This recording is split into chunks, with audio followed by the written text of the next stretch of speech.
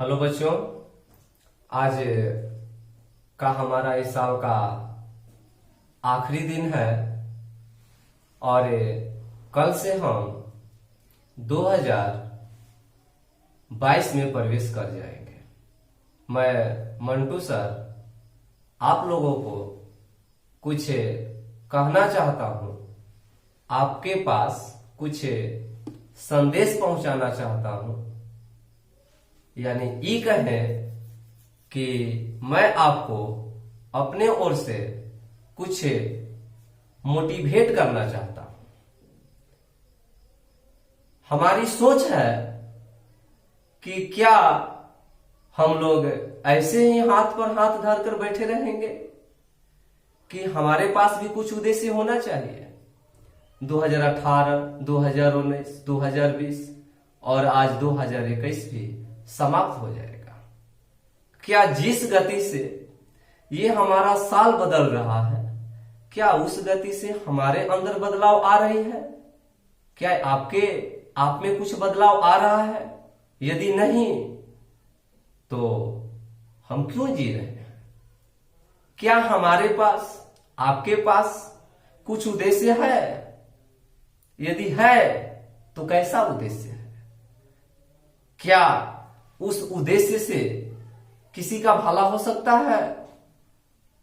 ये समय हमें संदेश दे रहा है कि यदि इसी तरह हम हाथ पर हाथ धरकर बैठे रहेंगे तो समय बीतता जाएगा, निकलता जाएगा और हम एक दूसरे की निंदा करते हुए, शिकायत करते हुए अपने आप को गंवा देंगे।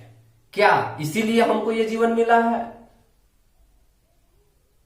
मैं आपके पास एक बात अवश्य कह देता हूं कि 2022 का शुरुआत हम एक नए सोच के साथ करें, एक नए उमंग से करें और अपने जीवन में एक नया उद्देश्य से करें। यदि ये उद्देश्य नहीं है हमारे जीवन में तो फिर ये जीवन की सार्थकता क्या? हमारा जीवन सार्थक तभी है जब हम अपने जीवन में कुछ करें। कुछ लोगों को हम संदेश दें तो हमारी बातों को माने, लेकिन वो हमारी बातों को क्यों माने? हमारा अस्तित्व क्या है समाज में? पहले इसको समझिए। चाणक्य ने बहुत से अच्छे अच्छे बात बताए जिसे हम अपने जीवन को सही ढंग से आगे ले जाकर चले। क्या उसका मतलब कुछ रखता है हमारे जीवन में? जैसे उन्होंने कहा कि विचार, सबसे पहले आप अपने अंदर एक नया विचार लाए और अपने विचारों को अपने बस में रखें, क्योंकि यही विचार एक दिन आपके वाणी बनेंगे। और जब अपने वाणी को अपने बस में रखना सीख लेंगे तो यही वाणी हमारा कर्म बनेगा और अपने कर्मों को बस में रख लेंगे तो यही कर्म एक दिन हमारी आदत बनेगी और यदि अपने आदत को हम बस में कर लें तो यही आदत हमारी चरित्र का निर्माण करेगा।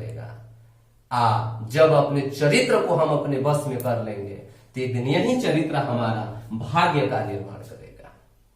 लोग बोलते हैं कि जो हमारे भाग्य में होगा, जो लिखा होगा वही होगा।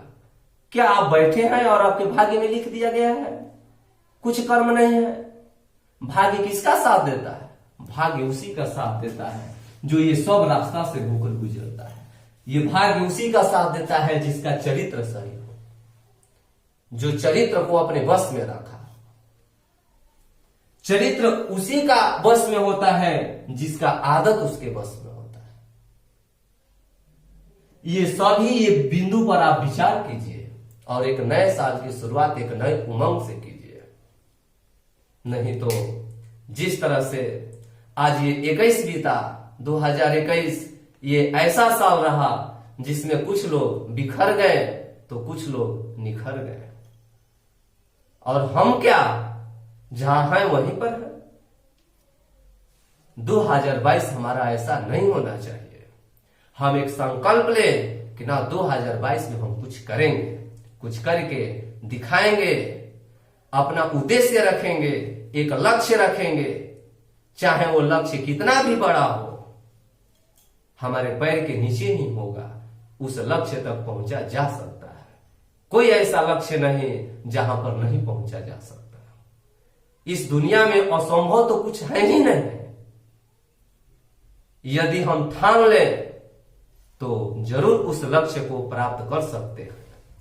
और नहीं तो आप जानते ही हैं कि समाज में 3 तरह के लोग होते हैं। एक नीच श्रेणी के लोग होते हैं जो अपने लक्ष्य के पहुंचने से पहले ही हार मान लेते हैं कि नहीं, मैं उस जगह पर नहीं पहुंच पाऊंगा। क्या वैसा बनना है? एक मध्यम श्रेणी के लोग होते हैं, लक्ष्य तो चुन लिए हैं, जारी भी कर दिए हैं, लेकिन समस्या बीच में आ गई, उनका लक्ष्य समाप्त हो गया। क्या यही लक्ष्य चाहिए? ऐसा बनना है? ये मध्यम श्रेणी के लोग होते हैं। लेकिन उत्तम श्रेणी के लोग क्या होते हैं? जो ठान लेते हैं, उस लक्ष्य तक पहुंचकर दिखा देते हैं, चाहे उस मार्ग में जितनी भी बाधाएं आए, उस बाधाएं को सहते हुए अपने लक्ष्य, जब तक लक्ष्य पर पहुंचते नहीं हैं तब तक पीछे नहीं हटते हैं। आपको क्या बनना है? आप आज ही तय करें। क्या निम्न श्रेणी में रहना है, मध्यम श्रेणी में रहना है कि उत्तम श्रेणी में रहना है? यदि उत्तम श्रेणी में रहना है तो जो आप लक्ष्य ठाने हैं उस लक्ष्य से पीछे मत मुकरिए। कठिनाई, ये हमारे सामने ये कठिनाइयां थी इसलिए मैं ये नहीं कर पाया। अरे कहां कठिनाई नहीं है? कहा जाता है कि जीवन में कठिनाई जो है चाय में जमी हुई मलाई की तरह होती है। जब हम चाय पीते हैं, उसमें जब मलाई जम जाती है तो क्या उस चाय को फेंक देते हैं? नहीं, उसको फूंक कर पी जाते हैं। उसी तरह हमारे जीवन में कठिनाई है। उस कठिनाई को किनारा करो, आगे बढ़ो। इस बात को आज अभी से आप जागृत कीजिए और अपने मन के अंदर ठानिए आपको क्या बनना है, क्या नहीं बनना है। और नहीं तो हाथ पर हाथ धरकर बैठे रहिए। जैसे 21 बीता उसी तरह 22 भी बीतेगा और बढ़ने वाला आगे बढ़ेगा और देखने वाला केवल देखता ही रह जाएगा। इतिहास रचना है तो कुछ पागल बनना पड़ेगा, क्योंकि जितना भी इतिहास रचे हैं वो सब पागल हैं। क्योंकि इतिहास रचने वाले बस अपने काम में संलग्न होते हैं, दूसरों की बात नहीं सुनते हैं। बस समझदार लोग दूसरे की बुराई करते हैं। आपको क्या बनना है आप तय करें।